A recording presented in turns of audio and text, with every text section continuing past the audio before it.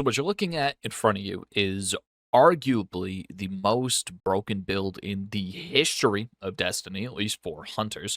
This is what I like to refer to as the random bullshit build, aka ability spam. There isn't any content that exists in the game currently that this build cannot solo or whoa man, this build is remarkable. It genuinely surprises me the sheer carry factor that this build has all by itself.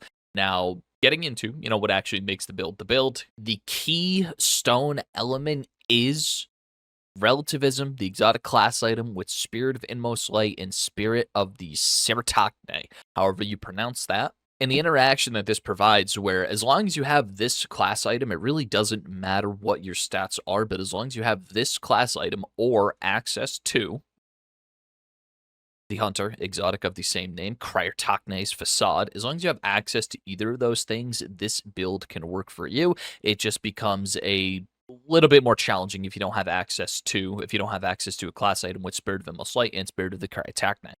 Now, getting into the actual aspects and fragments of the build, there's a couple different ways you can do it. I see a lot of variation online. This build is fairly plug and play, but there are a few key elements that I feel that you cannot miss out on. For starters, you need to have at least 5 aspects to make this build work. I choose to run this build with an Ascension Gunpowder Gamble build because we'll get into that later, but there is a universe where you can be using Threaded Spectre, because Threaded Spectre gives you more survivability, whereas Gunpowder Gamble gives you access to more damage. I prefer to use Gunpowder Gamble because, in my opinion, there isn't many activities outside of a 5 or a contest raid or a Grandmaster Conquest where you're actually going to need the shadow clones from Threaded Spectre to take attention away from you and your team. So that's just the way I've been running it. Now, grapple is mandatory. This build cannot work without grapple. That is the interaction. The Spirit of Cryotachne, grenades grant woven mail. However, grapple is a grenade in itself, and it also is a powered melee. You'll see how the damage is going to be scaling later. If you're using this with any other grenade, you're, in my opinion, just doing it wrong. You have to be using grapple to get this to work. Then, moving on to the melee, there are 3 options. Combination blow by far is the best one, period. Just period. If you have any concerns about, which one is the best, it's combination blow. The ability to get the bonus damage and to refund class ability based on killing an enemy is too strong to ignore. If you just want the random bullshit factor, you can throw in a Threaded Spike or a Snare Bomb or a Knife Trick. The only one I really personally wouldn't use is Withering Blade. It's not really that I have anything against them. It's just I just don't like them. I just don't like them compared to the other options, Knife Trick and Threaded Spike. But Combination Blow is what most people are going to get the most value out of. If you are swapping up the melee ability, you're going to find it a little bit harder. You're going to find it a little bit harder to be able to get the build to cycle because you're not getting the free ability energy for your hunter ability, your dodge, with either of these 2 options. Now, obviously, for the dodge, Gambler's Dodge, I'll explain how the math works later, but it was reworked. Whenever you dodge, you grant melee energy based on your melee stat. There are a couple thresholds that you need to hit for the class ability based on Combination Blow and for the melee energy based on Gambler's Dodge.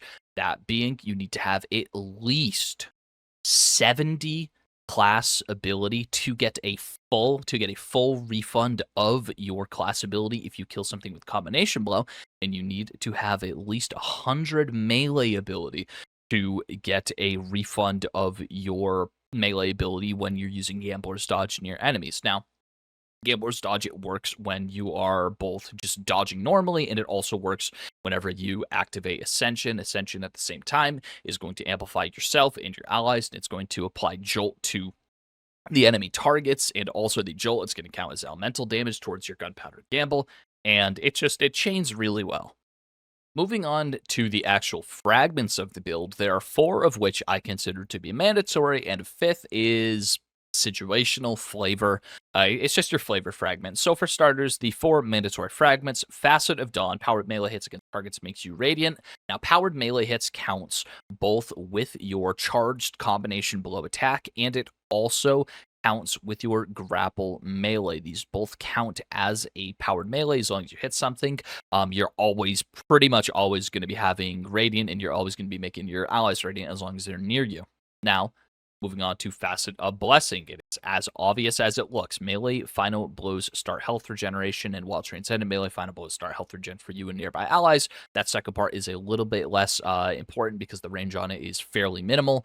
The AoE for the health regeneration for nearby allies, but for you, health regeneration period, combination blow already gives you a small amount of health period. So as a survival tool, combination blow is very good. It's going to give you just that small bump to maybe let you survive a little bit longer in the crowds, and you're going to be up in people's booty holes pretty much the entire time you're using this build. But with Facet of Blessing, it acts as a pseudo cure, so you're going to be starting your health regen quicker, which is incredibly useful because, as we all know, cure, regen, just being able to start health regen when you're in combat is very, very useful. That's part of the reason why Devour was nerfed coming into this season.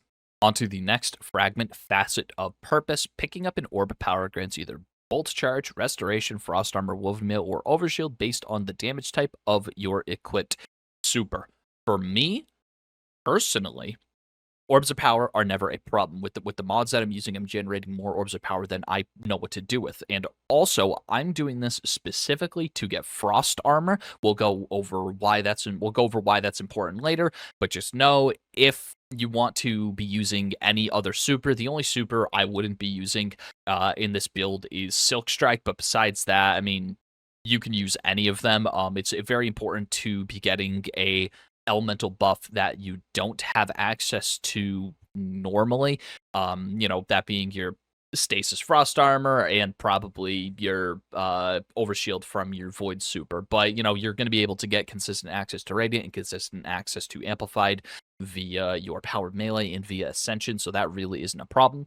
This Facet of Purpose is mainly only if you're using Silence and Squall, Shadowshot Deadfall, or Silk Strike. I wouldn't use Silk Strike, so it's really just if you're using Silence and Squall or Shadowshot Deadfall, depending on what you're doing.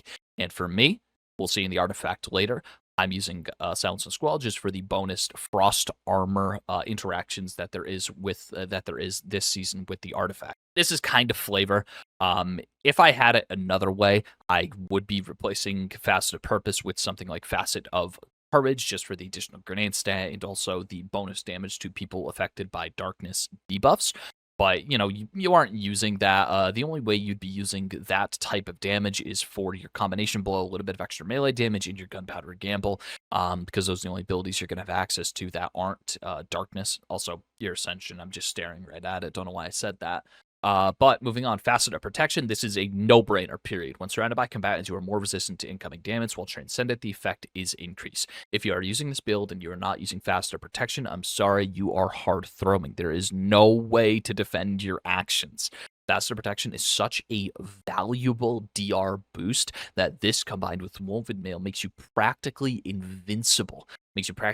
Whenever you are in the fray. And you're always going to be in the fray with this. If you're not in the middle of like 10 enemies at the same time with this build, you're doing it wrong. And in addition, Facet of Hope. This is just a consistency fragment. I would replace Facet of Hope for Facet of Courage if I was doing Grandmaster or Ultimate level content, because sometimes you're not able to do the combo where you're able to refund your class ability whenever you kill something with a melee, but that just depends on the enemies you're facing and what difficulty tier of content. Like if there's a lot of elites or if there's a lot of champions, you may not be able to use Facet of Hope. You may not be able to use combination blow to get your class ability, which means Facet of Hope is useful because whenever you have an elemental buff, that is just all of them. Frost Armor, Woven Mail, Amplified, Radiant, Cure. Just if it is a buff applied to you, you're going to be getting increased class ability regeneration. It is just a consistency frag.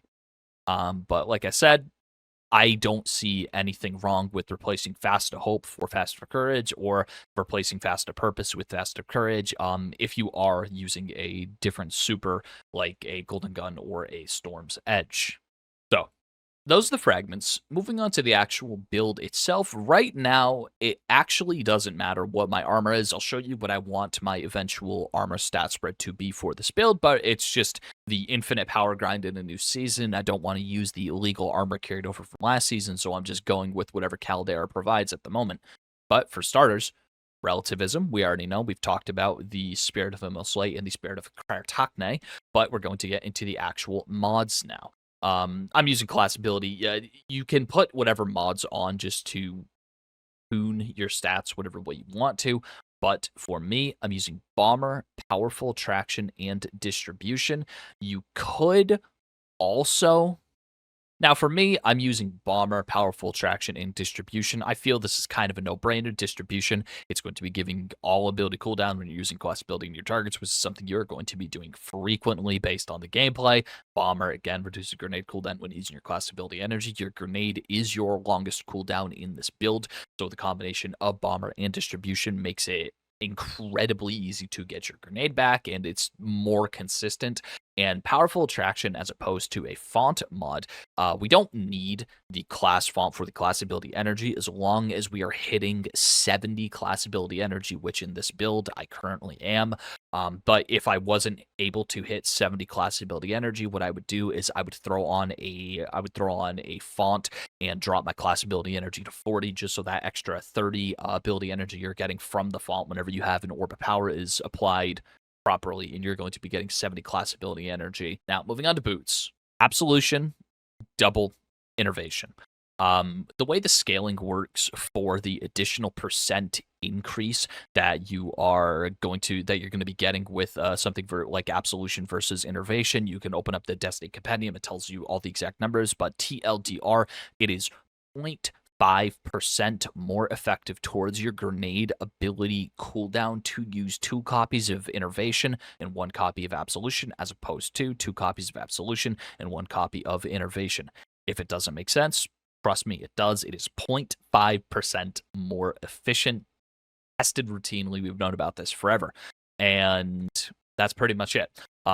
It's really just to help out getting your grenade back, because like I said, your grenade is your longest cooldown, and combined with Absolution, you're just getting a 10% 10% increase in your ability energy whenever you pick up an Orb of Power. Moving on to the chest. The chest is the easiest. You change this depending on the activity you're doing. I prefer to run it with a concussive dampener and then one of each element of the type that I'm fighting. Most recently, I was fighting enemies that were shooting Void and Solar, so I put on Void and Solar. Vex, period. It's just Vex. And the concussive dampener, AoE is arguably the most dangerous part of the build. Snipers are easy enough to avoid, and melee targets, you can just melee them back. So concussive dampener for the enemies that are just slinging grenades and boomer knights, I guess. But this is you would change it depending on what you're fighting, the two elemental resistances that you're running.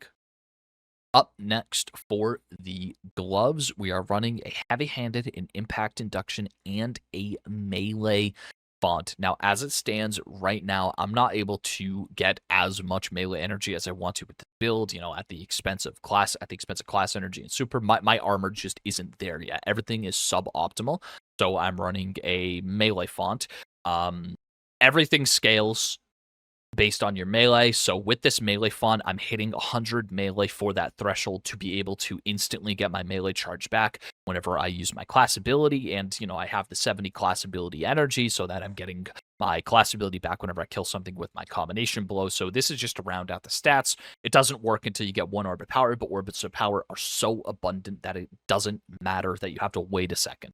Because by the time you have killed something or expended your combination blow, you in theory should have picked up at least 1 Orb of Power by then. Because if you kill something with your combination blow, you're going to be getting an Orb of Power via heavy-handed, period. Like you're guaranteeing yourself to get one. And this heavy-handed counts with both your grapple melee and your combination blow. So there never should be a time where you're killing something with a melee and not getting the Orb of Power unless you are intentionally being off and you choose to not pick up the Orb of Power yourself. And also impact induction, causing damage with your powered melee attack reduces your grenade cooldown. This stacks with both your grapple melee and your combination blow or your regular melee ability. Like I said, I will say it, scream it to the moon. This is just for consistency because your grenade is the longest cooldown in this entire kit. Now, moving on to the helmet, hands on, dynamo. And I use Powerful Friends. I use Powerful Friends for the third one. The way the helmet energy ends up working is Hands On and Dynamo are such strong mods, are just such strong mods that you can't justify not using them. And combined with a +10 general armor mod, it just leaves you essentially no room for anything else. Now, I prefer Powerful Friends because, if I'm playing with somebody, it's gonna get them their armor. It's just going to get them their armor charge. But if I wasn't using Powerful Friends, there's quite literally one other option, that being Harmonic Siphon. If I used a stasis weapon with this build, I would put on Harmonic Siphon if I was playing solo, but I find it generally more useful to have Powerful Friends. Just Dooming Orbs of Power gets your teammates their super. Radiant Light, it's okay, but it's like really only on Supercast, so I would only consider Powerful Friends and Harmonic Siphon. Moving on to the artifact. Now, your artifact mods for this season, there are 2, maybe 3 that are guaranteed you absolutely need them, and besides that, it's just flavor depending on what style of build you're going for.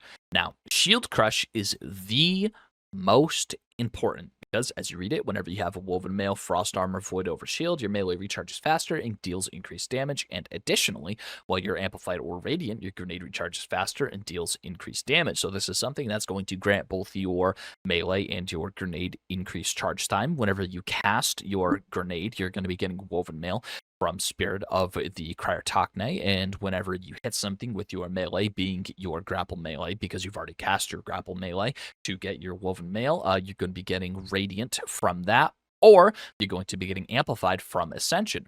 So pretty much, this is going to be giving you one of 2 of the elemental buffs at all times. The reason why I use Stasis and I use the Facet of Purpose is just so that I can pick up an Orb of Power and get Frost Armor at the same time. The Frost Armor, it's going to give me DR. Woven Mail is going to give me DR.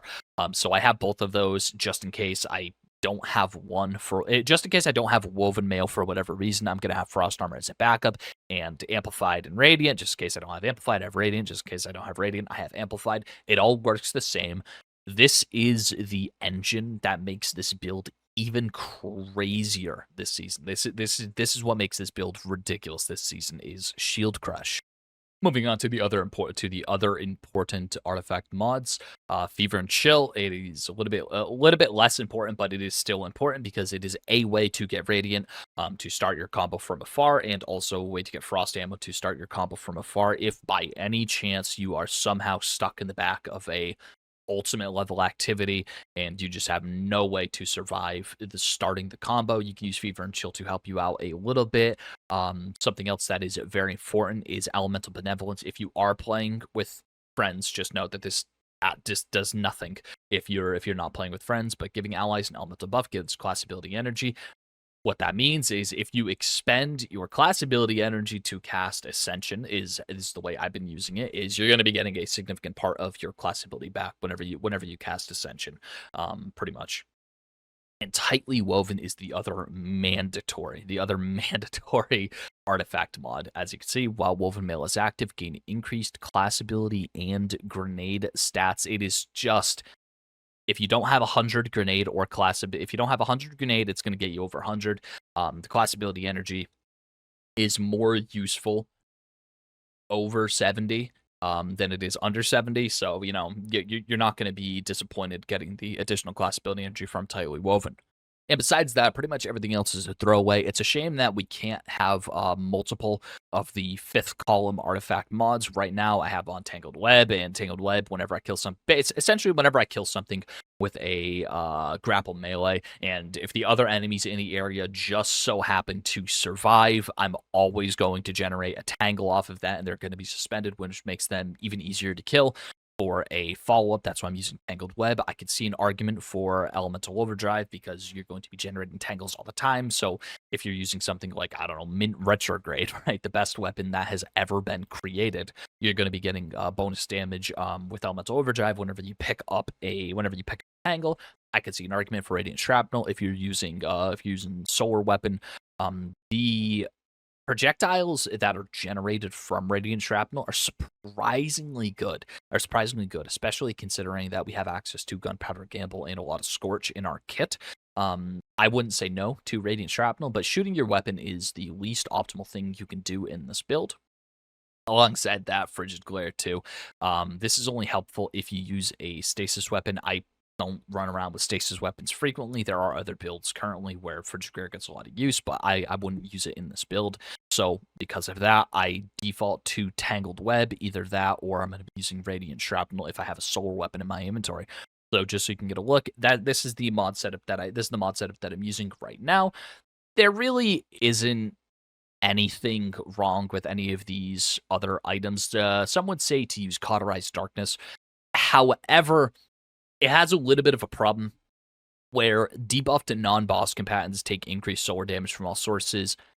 Besides Gunpowder Gamble or your weapon, actually maybe your super too, I just don't think having the ability to turbo focus using solar is the most important thing in the world. And besides, if you hit something with your strand debuff, with your powered melee, your grapple, or your tangle, they're going to be dead before you can get a chance to shoot them with solar energy. So I don't think that Cauterized Darkness is particularly useful. I don't think it's particularly useful.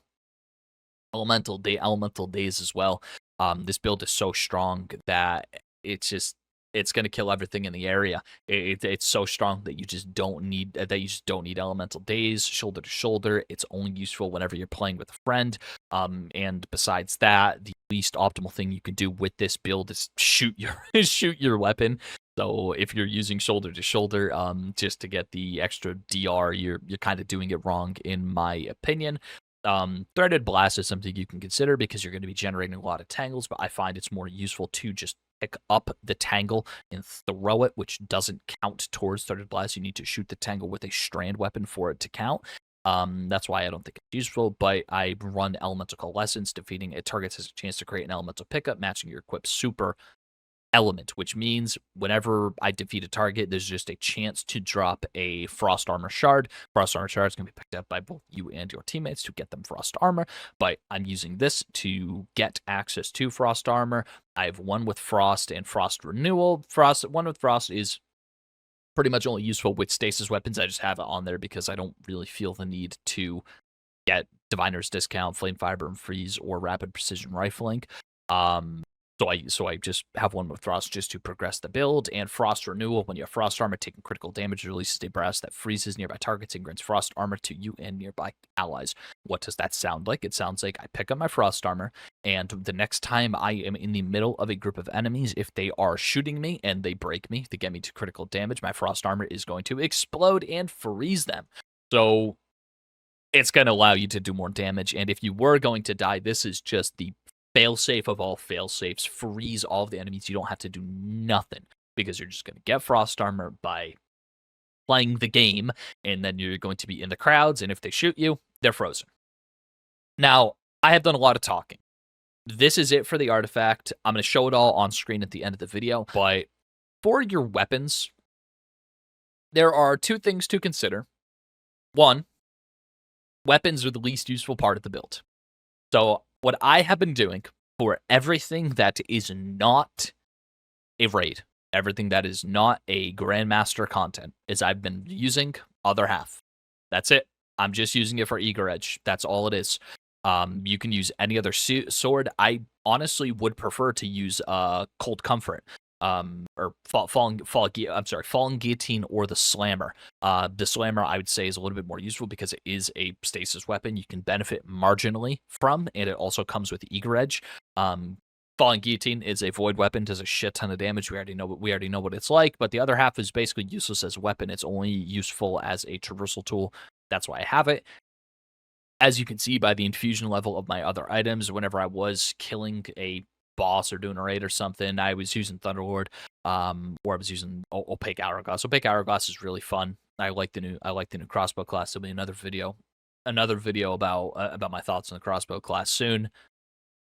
I'm glad it's in the game. It's all I'm gonna say. For my secondary weapon, third iteration is my baby.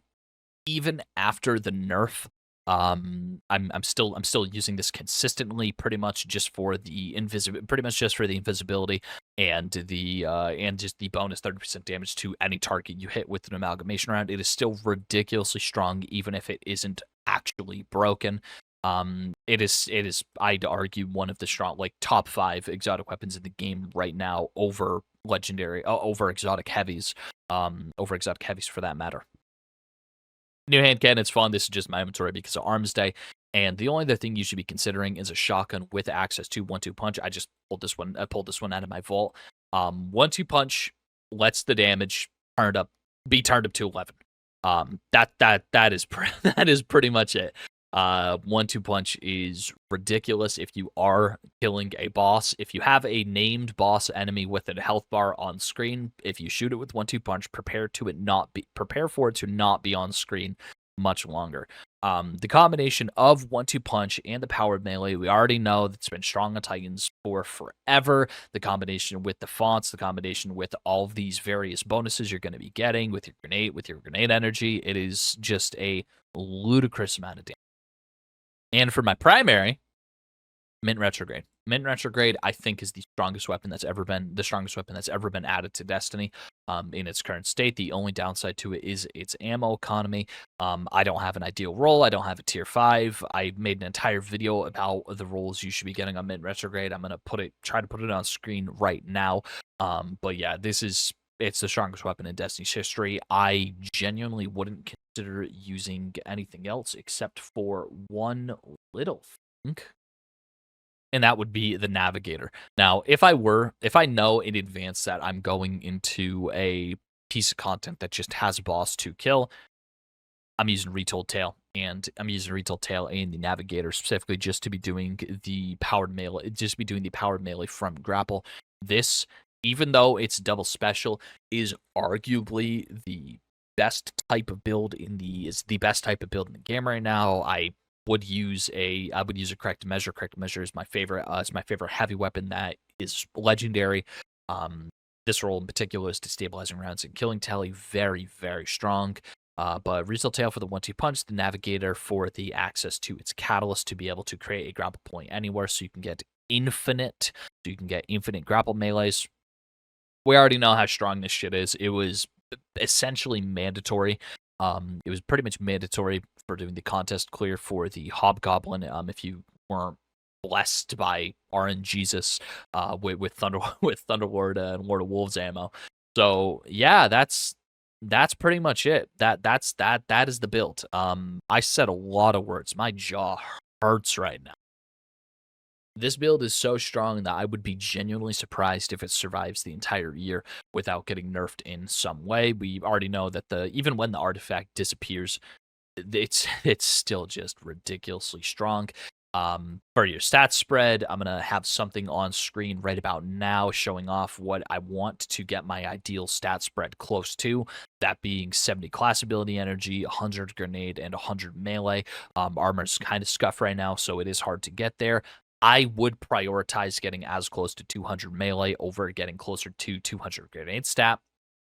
But if you have the choice to get 100 melee and 200 grenade stat, there is nothing wrong with that either. The only thing I wouldn't invest any resources to is health. Health is the least useful stat in the entire game right now. You already know how I feel about weapons. Weapons is less useful than we initially thought it was going to be. If you aren't running it over 100. And you're going to be getting your super so quick that you're pretty much not going to be knowing what to do to it, thanks to the mods in your helmet. All the orbs you're going to be picking up, all the enemies you're going to be killing. It's really just a fire and forget. That's why I prefer to use Silence and Squall or Deadfall rather than any of the roaming supers. So besides that, that's the build. That is the build. Showing it off on screen now. this is what it looks like. These are these are the mods. This is my stat split. You already know what I want my stat split to be. This is the artifact mod. I'm going to go back into the Prismatic Hunter in just a second. This is my Prismatic Hunter. These are the aspects. I use Ascension and Gunpowder Gamble. Just note, you can use Threaded Spectre as well instead of Gunpowder Gamble. I just prefer Gunpowder Gamble because it is just so satisfying, and it just does a shit ton of damage. These are the fragments: Facet of Dawn, Facet of Blessing, Facet of Purpose, Facet of Protection, and Facet of Hope. This is my drip. I didn't mention it until now, but this is my drip. I like this new. I love the new lion mask. Very, very good. The new shader cruelty song is very nice. It doesn't shade well. It doesn't shade well on the tiger helmet, but I like the way my hunter looks right now. And yeah, besides that, thank you for watching. If you use this build, let me know what you think. Let me know what you think about it. This is just ridiculously strong, and I'm happy.